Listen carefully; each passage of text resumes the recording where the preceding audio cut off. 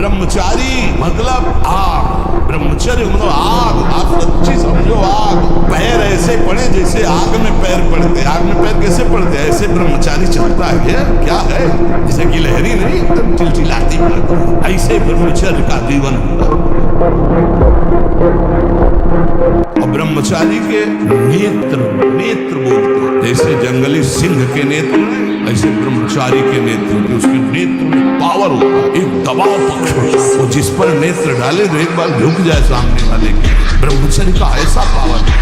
जब ये मन आपको किसी भोग के लिए आकर्षित कर रहा हो तब देखना कैसा वो सुख देता है, और जब आप उसी भोग को भोग रहे होंगे तब देखना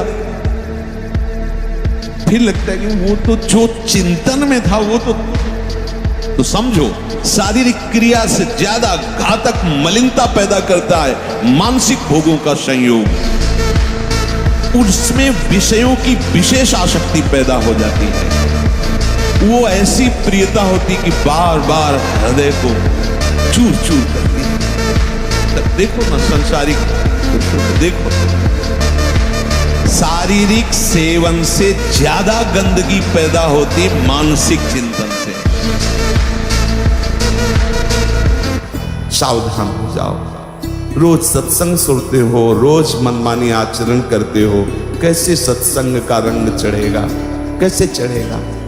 थोड़ी देर सुना और मन पर शासन करने की जगह मन के शासन में आ गए, जैसा मन चाहता वैसा कर लिया, तो देखो हमारे प्रभु इतने दयालु हैं कि आप कल्पना भी नहीं, आप उसमें भी राजी हो जाएंगे। आप कहोगे कि मुझे ये भोग चाहिए, तो इतने कृपालु हैं। जाओ, जब फिर तुम्हें याद आवे तब फिर लौट आना।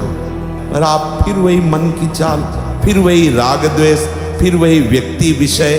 कब समझोगे कि माया की चाल है तुम्हें प्रभु से अलग करने के लिए? जो ब्रह्मचर्य से युक्त होता है उसकी संकल्प शक्ति बढ़ती है।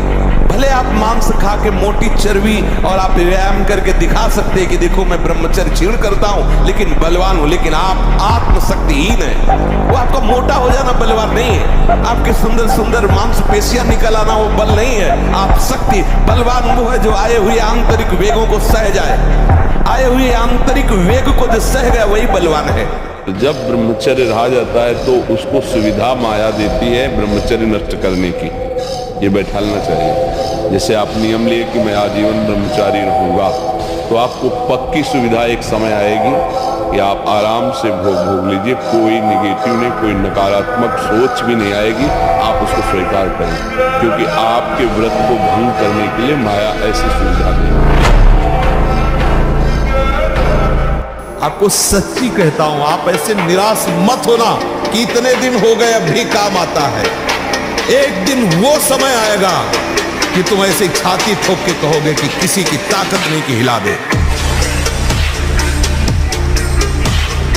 तो जो ब्रह्मचर्य पालन करता है रोग से लड़ने की सामर्थ्य आती है, शोक स्पर्श नहीं कर सकता, मोह पर विचार करने की सामर्थ्य आती है, प्रमाद स्थिति नहीं रहती, अकर्मण्यता नहीं रहती, अकाल मृत्यु नहीं होती। ब्रह्मचारी कभी विचारों से दरिद्र नहीं होता है, अशांति नहीं होती। ब्रह्मचर्य समस्त दोषों का नाश कर देता है।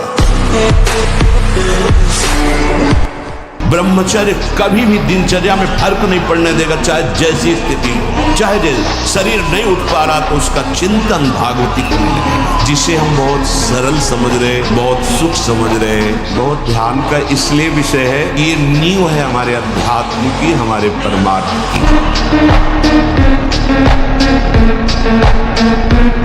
अगर हम आज दहाड़ रहे हैं तो भगवान की शरण में और ब्रह्मचर्य से, उससे हम दहाड़ रहे हैं भगवान की शरण में और ब्रह्मचर्य। वही तुम्हें सब नौजवानों को कहते हैं, जिसे निकालने में इतना आनंद समझते हो उसको रोक के तो देखो, बहादुर बन जाओगे, माया पर विजय प्राप्त कर लोगे, हर विपत्ति हर संकट को रौंदने की सामर्थ्य आ जाएगी।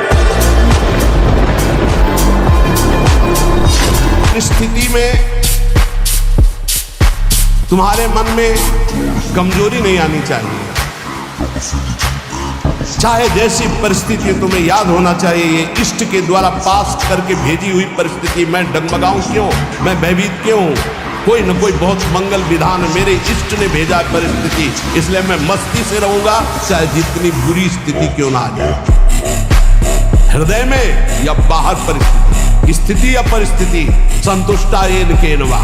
ये बहुत बड़ी बात है, क्योंकि इष्ट ने भेजा है ना, चयन किया इष्ट ने, किस लिए?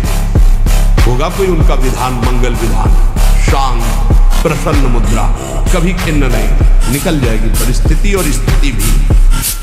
अगर कदम रख दिया है वैराग्य के मार्ग में तो चाहे धज्जियां उड़ जाए, आग लगा दी जाए पूरे शरीर में, मैं जलना पसंद करूंगा, परमार्थ भ्रष्ट होना नहीं। ये स्वीकार करो, हृदय से स्वीकार करो। तुम्हारी स्वीकृति में दम है। तुम अगर स्वीकृति अगर हृदय में बैठा लो कि स्वयं भगवान आवे और मुझे विशेष सेवन की आज्ञा करे, तो मैं उनकी इस आज्ञा का पालन नहीं करूंगा। आप विजय को प्राप्त होंगे, आप कोई परास्त नहीं कर पाएगा। अमेरिका में रह रहा है और 28 और 32-35 के बीच के दोनों हैं। वो कसम खा के वृंदावन में गए कि आजीवन दोनों ब्रह्मचर्य रहेंगे। और उनका बच्चा होश में वृंदावन बोले, महाराज वचन देते हैं जीवन में कभी गलती नहीं। अब बोलो, सुंदरी पत्नी है, सुंदर शरीर है, खूब रुपए कमा रहे, ब्रह्मचर्य प्रणाम है। साधक होकर के भी गंदे आचरणों की वृत्ति बनी रहती, वो गृहस्थी होकर के भी संत